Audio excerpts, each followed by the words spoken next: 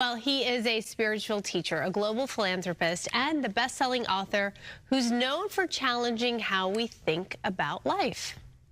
We have engineered the outside world in so many ways, but we have done nothing about this one. If you want to know well-being, in is the only way out. Ahead of his tour at Dolby Theatre tonight, Sadhguru here to talk with us about his latest book, Death, a Yogi's Guide to Living, Dying, and Beyond. Welcome to you. Thank you so much for being with us. We're honored to have you. Yes. Interestingly enough, we were just talking about death. It was a story we were discussing earlier, and we all had the same reaction to the thought of death, which makes us feel uncomfortable and morbid. And it's interesting that your topic is about death. What inspired you to touch on this topic, and why is it a topic that people should become more comfortable with? Have you found anybody who does not die? No. There are people who educate, there are people who don't educate, there are people who marry, there are people who don't marry, there are people who party and there are people who don't party. Almost everything that you do in your life, some people may not be doing it. But have you found anybody who does not die? No. So this book is only for those who shall die. So, the most fundamental aspect of our existence here is our mortality. Everything that we are right now, every breath that we take, every experience that we go through is only valuable because we are on a limited lease of time. Yes. If you're here forever, what is the value of you and me sitting here and talking about something or anything for that matter? Right. It's only because it's a limited lease of time. Life is a combination of time and energy, and both are limited. Time rolls ruthlessly for all of us at the same pace. Whether you like it, you don't like it. Nobody has brakes on it. Hello? You can't slow down your time or rewind your time, no such thing, it's rolling away. But energies are in our hands. If we bring it into our capabilities, then we can ride the cycles of time. If you ride the cycles of time, life will become like a beautiful dance. Otherwise, you'll be crushed by the same cycles of time. So life and death are not two separate things. As we are here, right now I can say I'm living, but I'm also dying, I'm in time. It's just that we're trying to kick the can a bit. Yeah. Hello? As far as we can. As far as we can. Yeah. We're only negotiating little more time. Nobody is negotiating life or death. We're only negotiating little more time. We want to see that it runs a full course.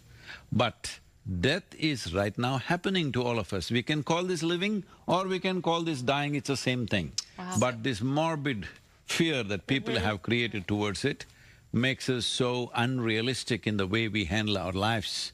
If you knew that your time is limited, every moment if you know you have a limited amount of time, would you do something that you don't care for? Wow. I would do everything differently when you think of it that way. We often say things like, treat today as if it were your last day, but most of us don't do that because we're caught up in the everyday cycle and the grind of life, right? You see, you're trying to make a philosophy out of a fact. The fact is all of us die. Is this the last day? Hope it is not so. Hello? Sure. Hope it is not so, we don't want it to be so, but it could be so, that is always there.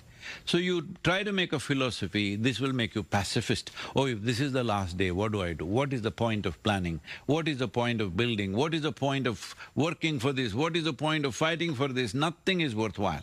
Don't make a philosophy of it, it's a fact. We have a limited amount of time. If you're aware of this, if you're conscious of this, you will not do anything that does not truly matter to you. If you, me and everybody here is doing what genuinely matters to us, we are beautiful and the world is beautiful.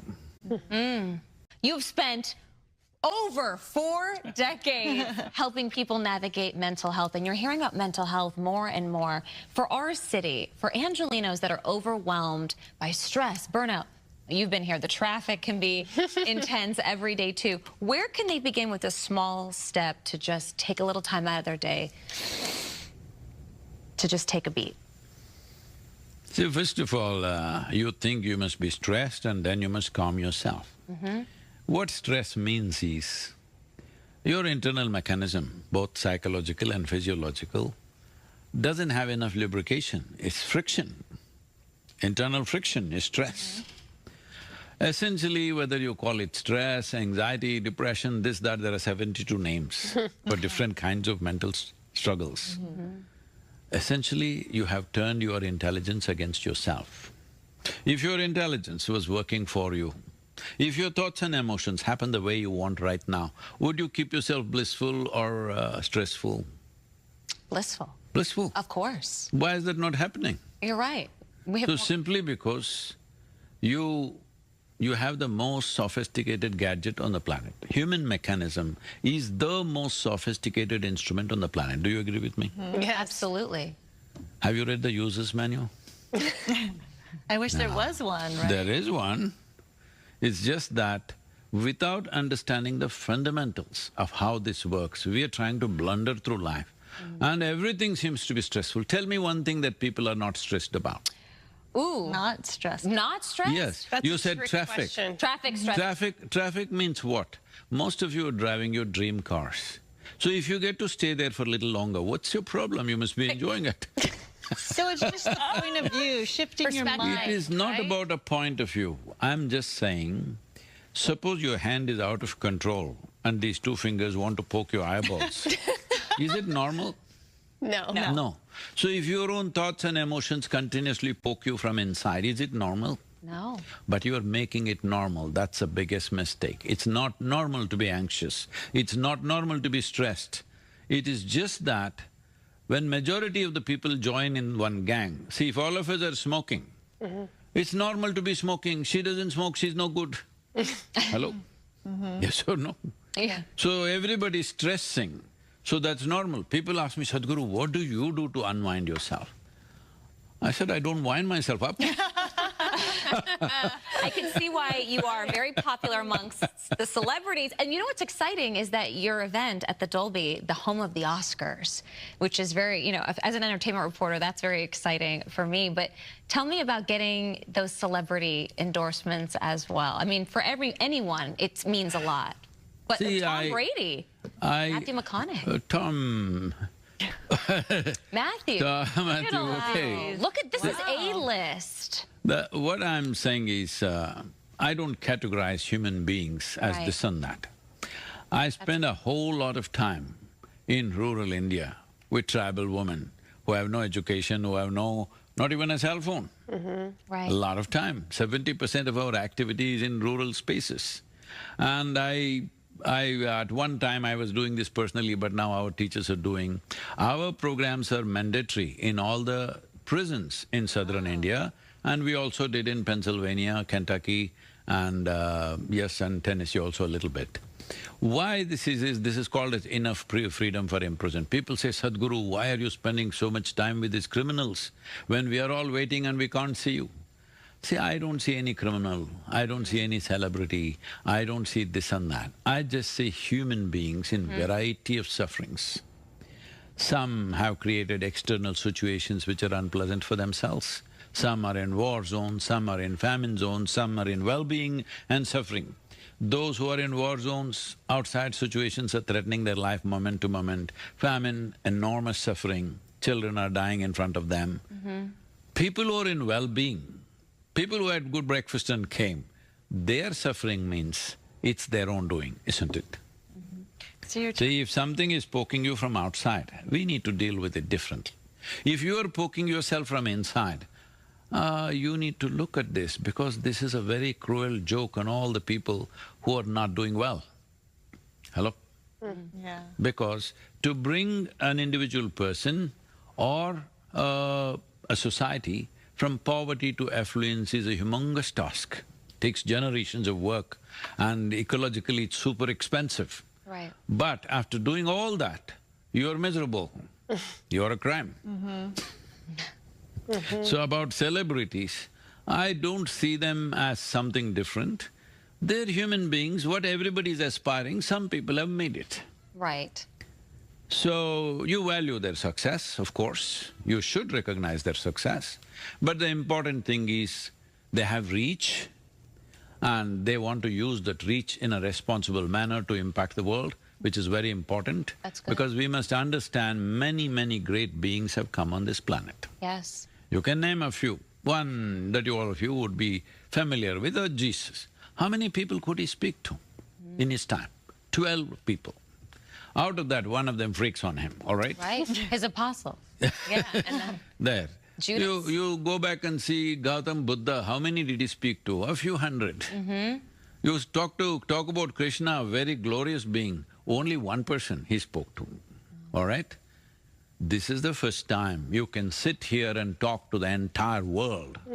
When you have such a competence, such a capability, if you do not transform human societies, it simply means we don't have enough love in our hearts. I don't want to be that one, that's all. So last year, I'm not saying this to brag, but I'm just telling you what is possible today. 2024, our video reach is 5.23 billion B. Wow. So this is not about me. This is the day, this is the times in which we are living. wow. If a Buddha was here, he would have done the same thing. If a Jesus was here, probably he would have reached more people. Only thing is, their times were such, if they speak, hardly 10 people heard them. Right. We are at a time when we can address the whole humanity. This is the time. In this transformation of the individual human being, one of the most important thing is to address the mortal nature of who we are. Because if we do not understand, and if we are not conscious, we may understand, but we are not conscious as we sit here, the number of breaths that we are taking is not unlimited. It's going to get over. We can do exercise, we can do yoga, we can improve this and push it a little bit, but it's not for good. When we know this, we would organize ourselves, we would become far more sensitive and tender to life around us. If, as I said earlier, if all of us were doing what truly matters, this would be a wonderful world. Let's make it happen. Yeah, speaking of your reach, we're seeing the video of you talking to so many people and getting the word out there. You have also a free meditation app for people to do that work for themselves. Yes, it took us over two and a half years to put this meditation together, this app together rather. It's an intelligent app which does its own things. This is a 7-minute effort that you can do about yourself. 7 minutes a day if you dedicate for your mental well-being, it will make a difference. There are already a few million people doing this. Just to inspire people, I'm saying in the first 15 hours, over 1 million people downloaded this. Wow. So you know that much hunger is there. Yes. That much hunger is there because mental health is no more an individual problem, it is becoming a global issue. Yes. The number of people who are losing mental faculties or balance is at a pandemic level. Actually, the United Nations is describing it as a pandemic. Wow. So this effort is to see at least in the next 24 months, we want to see at least 3 billion people invest 7 minutes. The fundamental goal of this is this. See, in 1866, some survey shows over 50% of the American population did not have teeth by the time they crossed 45 years of age. Because they did not brush their teeth. Right, okay. In the Wild West, you think they were shooting guns, but they were not brushing teeth, all right? So it took our mothers to tell us, you must brush your teeth, no brushing, no breakfast, whatever in their own way. They insisted we must brush till we realized the significance of it. If nobody told us, we would be in the same condition. Early on, somebody told us. So similarly, I want to see a simple aspect of meditation. Yogic processes should not be in the hands of a guru or an institution or an administration. It must be in families. It must pass on from generation to generation as brushing teeth happens, just like that. Everybody should know some simple thing to address their own mental well-being. So this is the effort of Miracle of Mind, to bring this to every family on the planet so that it is transmitted by them. And if they're afraid they may do it wrongly, that is why the videos are there, the app is there, they can just use it. It's a free app. Resources. It costs us a lot of resource, but we are offering it free because this is a commitment we have. We want to touch 3 billion people or 3 billion families, which will transmit this by themselves for generations to come, it's very, very important. Well, download that app, and also you can catch Sadhguru at the Dolby Theater tonight at 7:30. And of course, pick up the book, Death, a Yogi's Guide to Living, Dying, and Beyond at your favorite bookstore, or we just found out it's on Audible as well. You can download it and listen to it. And it's your voice. It's your Yes, voice, it's in which my makes voice. it extra special. Thank you so much for Thank coming. you. We really Thank you very appreciate it. So much wisdom. Thank you for sharing that with Thank you. us. And Wonderful. hey, Saturday's International Yoga Day, you guys. So go out there and Savasana. That's my work on that mental health and the body and the mind and the spirit. We'll be right back. Are we done? Almost. Almost.